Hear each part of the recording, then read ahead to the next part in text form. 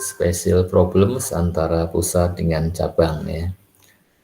Yang pertama ya transfer kas antar cabang, yang kedua transfer barang dagang antar cabang, yang ketiga pengiriman barang dagang ke cabang dengan harga di atas cost-nya ya. Yang pertama ya transfer kas antar cabang ya. Nah, biasanya cabang itu transaksinya ya dengan pusat atau dengan pihak luar ya. Tetapi kadang-kadang ya cabang satu ada transaksi dengan cabang yang lainnya. Nah, dalam hal ini ya untuk pencatatannya ya daripada ya si cabang ini membuka akun khusus dengan cabang lain, maka biasanya cabang menyelesaikan transaksi tersebut melalui akun kantor pusat. Ya. Misalnya cabang 1 mengirim uang 1.000 ke cabang 2. Ya. Maka di cabang 1 kan cashnya keluar ya, ke kredit. Ya. Kemudian debitnya di sini mestinya cabang 2. Ya. Tetapi di sini untuk praktisnya supaya nggak usah buka akun cabang 2, diselesaikan ke home office. Ya. Kemudian cabang 2 terima cash debit, kemudian kreditnya dari cabang 1, mestinya ini cabang 1, tetapi untuk praktisnya kreditnya ke home office, ya, seolah-olah menerima dari home office. Cabang 1 seolah-olah mengirim uangnya ke kantor pusat. Nah, sehingga di kantor pusat ya mencatatnya ya memberikan seolah-olah memberi uang ke branch 2, berarti di debit branch 2 seolah-olah menerima uang dari branch 1 di kredit. Dan transfer barang dagang antar cabang ya. Kantor pusat ya bisa memerintahkan satu cabang untuk mengirim barang dagang ke cabang lain. Nah, masalahnya siapa yang menanggung biaya pengangkutan ya.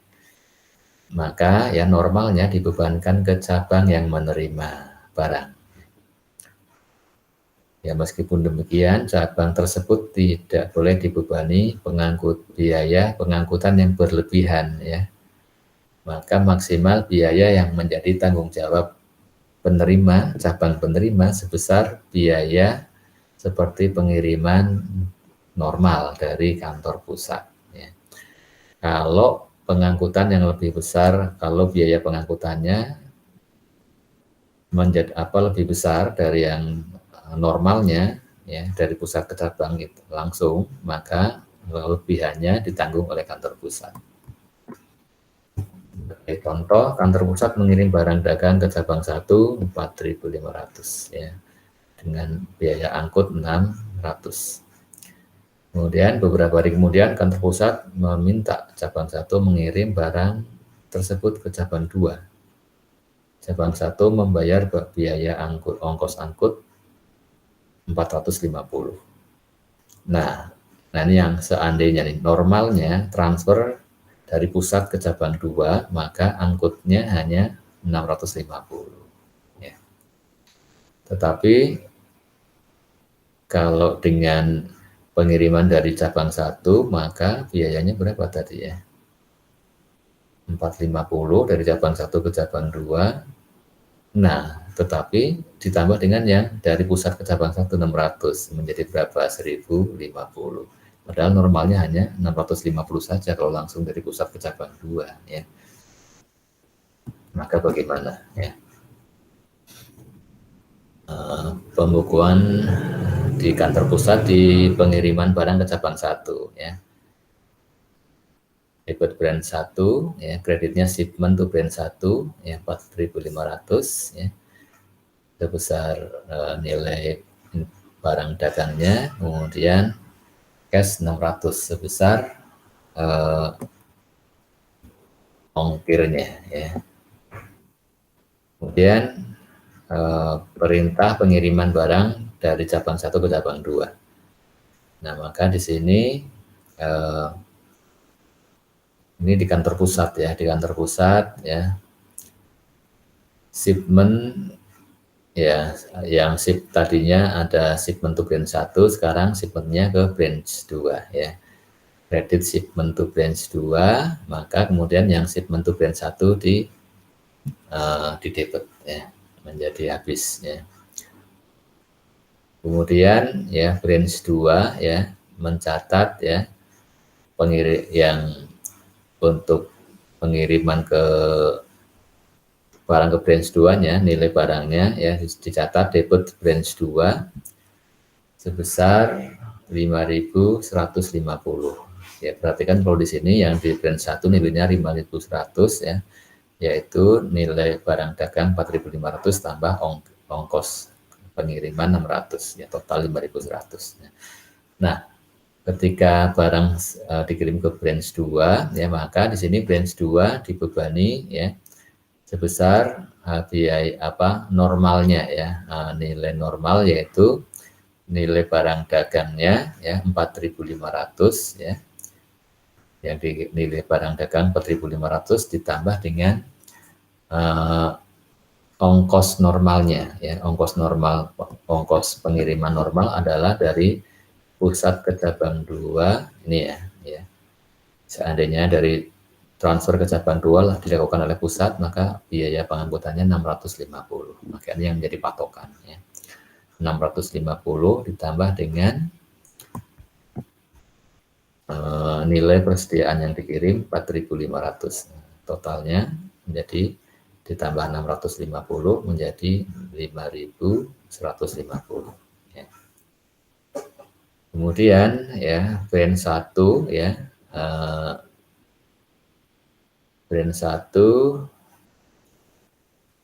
sebesar dikredit sebesar ya ini kan 5.100 ya, nilai yang di brand 1 yang awal, kemudian ditambah dengan ongkos yang dibayar oleh cabang 1 ke cabang 2, ongkosnya berapa nih ya, dari cabang 1 membayar biaya pengangkutan 450 ya, berarti 5.100 tambah 450 menjadi sini 5.550.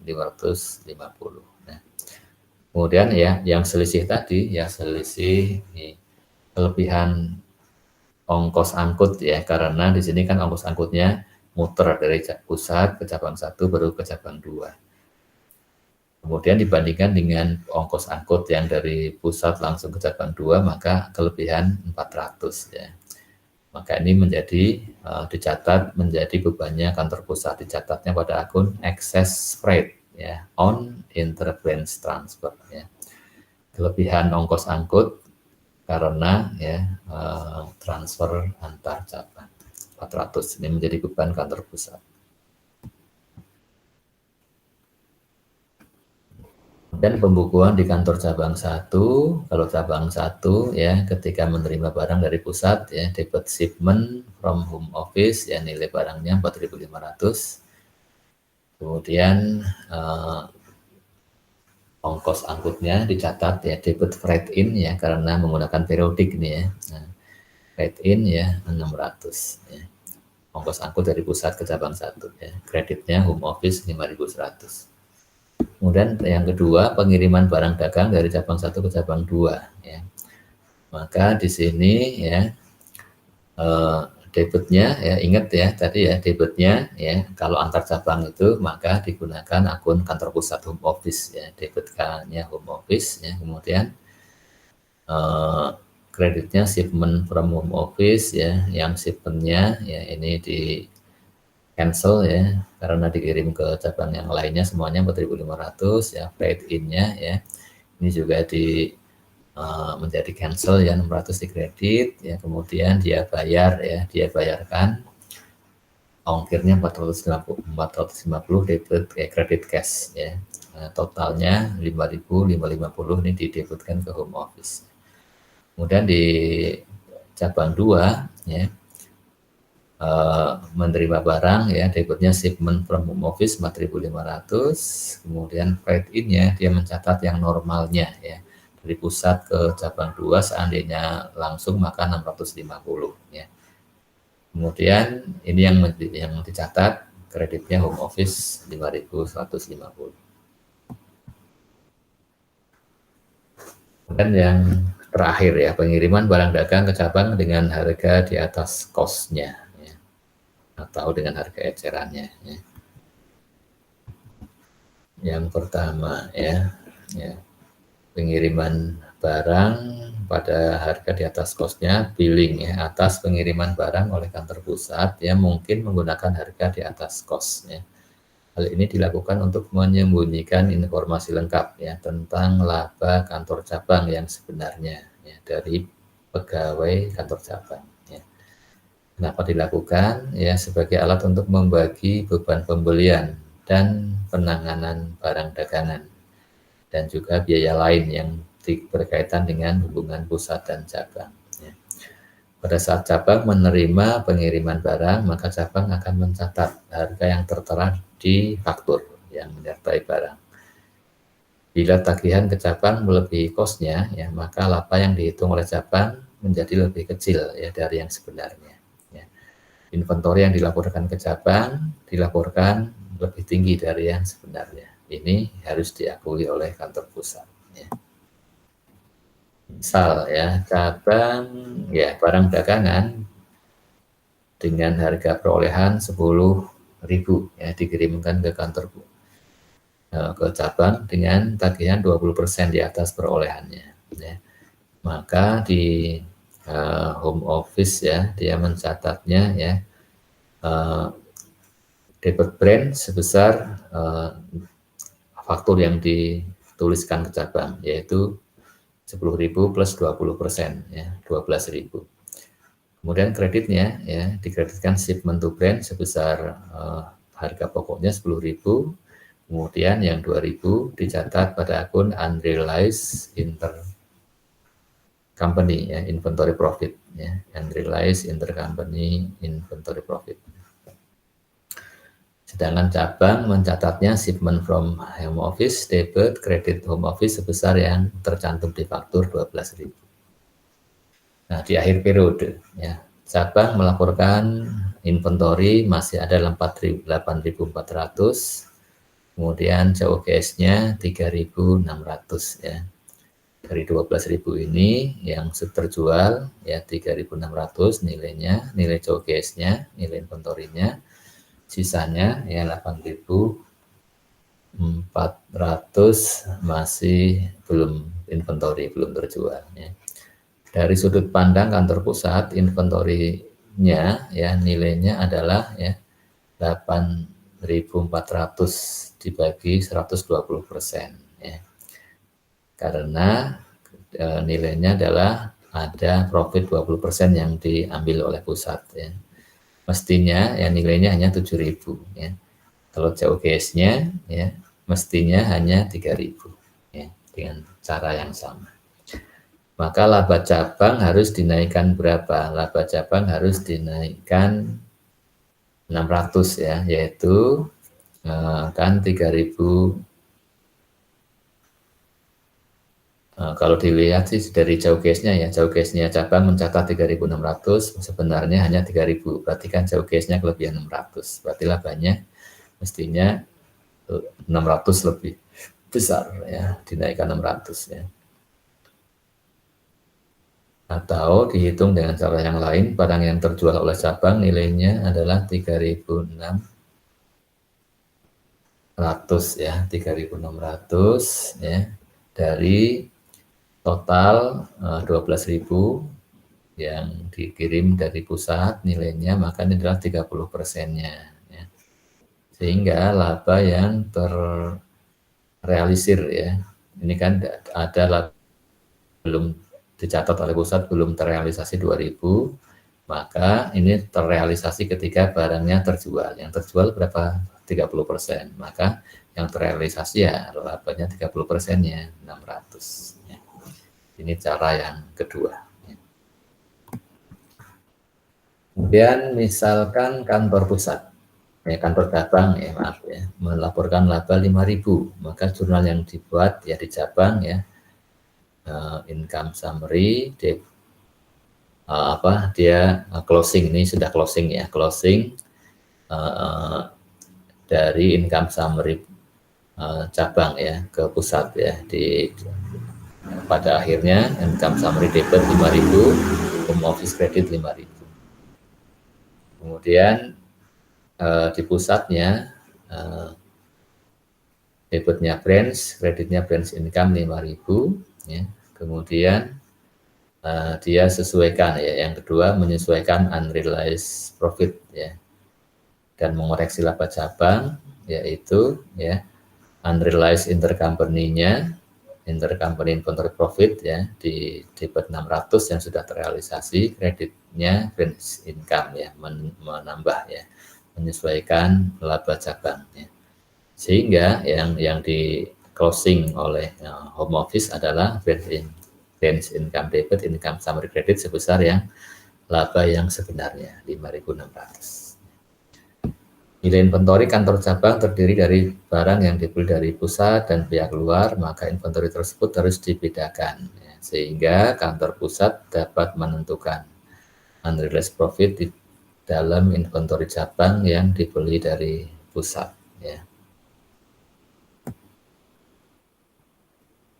Dan pengiriman barang dagangan pada harga jual ecerannya ya. Kantor pusat dapat mengirim barang ke cabang dengan harga ecerannya ya.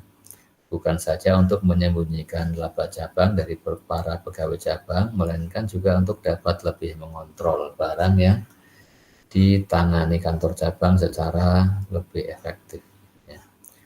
Pada akhir periode, ya, inventarisasi fisik atas inventory cabang at retail price harus sama dengan selisih antara ya bill price ya, of good available for sales dengan penjualan bersih selama periode berjalan ya. Kita lihat ya. Kalau barang dagangan ya yang dikirimkan ke kantor cabang ya ditagihkan pada harga jual ecerannya ya, maka harga pokok barang yang dijual oleh cabang ya akan sama dengan penjualannya. Dan kegiatan cabang yang akan menunjukkan rugi operasi sebesar biaya operasi. Ya. Akun-akun kantor cabang akan disesuaikan dan ditutup seperti biasa pada akhir periode akuntansi, dan akun kantor pusat didebit sebesar rugi yang dilaporkan. Ya.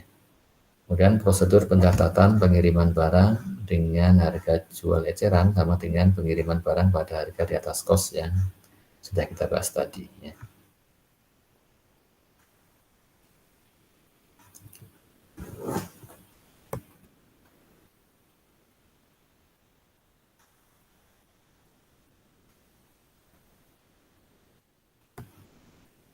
Laporan gabungan ya jika barang dagang dikirim ke kantor cabang pada harga selain kos. Ya. Bila kantor pusat mengirim barang ke kantor cabang dengan harga selain kosnya, maka dalam penyusunan laporan gabungan, kantor pusat harus membuat jurnal penyesuaian untuk beberapa akun. Ya. Misalkan ada neraca pusat dan cabang di akhir 2009. Ya. Ini sudah gabungan ya pusat dan cabang ya. Ini akhir 2009 ada cash, akun receivable, inventory ya. Kemudian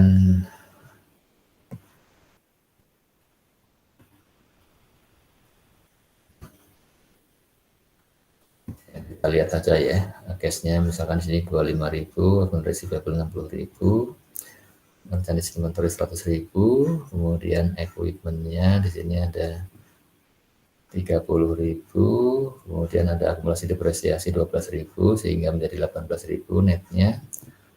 Kemudian untuk cabang ya saldonya 78.500 ya. Kemudian di sini dikurangi dengan unrealized intercompany inventory profit ya, yang unrealized-nya 5.000 ya. Sehingga saldo branch menjadi 73.500 ya. Ini yang kita perlu perhatikan ya, penyesuaiannya ya. Kemudian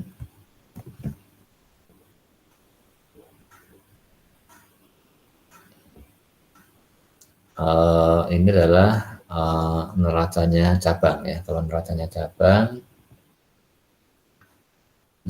cabang di sini ya ada ya home office ya nilainya 78.500 ya, 78.500 ya di sini ya. Di laporannya pusat gabungan ya, di sini 78.500, hanya saja kemudian di sesuaikan dengan unrealized intercompany inventory profit ya. Kemudian statement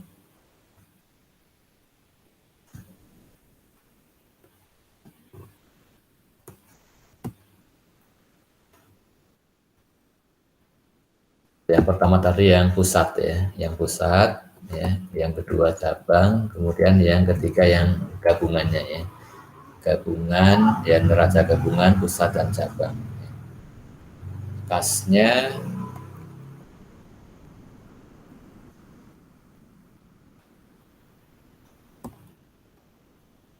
ya 25.000 di pusat ya, tambah 10.000 dijumlahkan saja ya, 35.000 account receivable ditambahkan saja.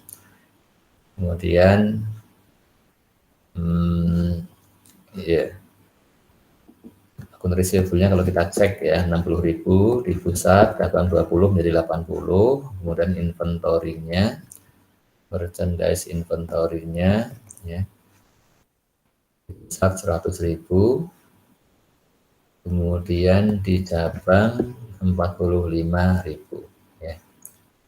Maka di sini merchandise inventory gabungannya adalah 100, kalau dijumlahkan 100 tambah 45 tentunya 145.000 ya, tetapi di sini hanya 140.000. Kenapa? Karena dikurangi dengan ini ya.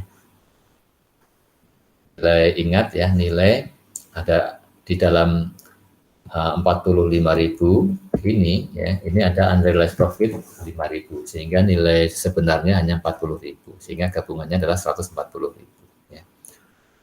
Kemudian untuk equipment ya, kalau equipment sih dijumlahkan saja ya, 30 tambah 22.500 ya, 52.500 ya, akumulasinya dijumlahkan saja ya.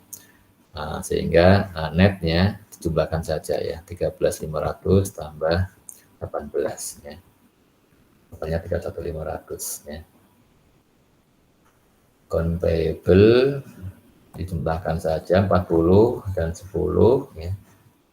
Stoknya tentunya yang pusat saja 200.000 ya. Kemudian RE-nya adalah yang pusat saja ya, 36.500 ya. Baik ya, demikian ya.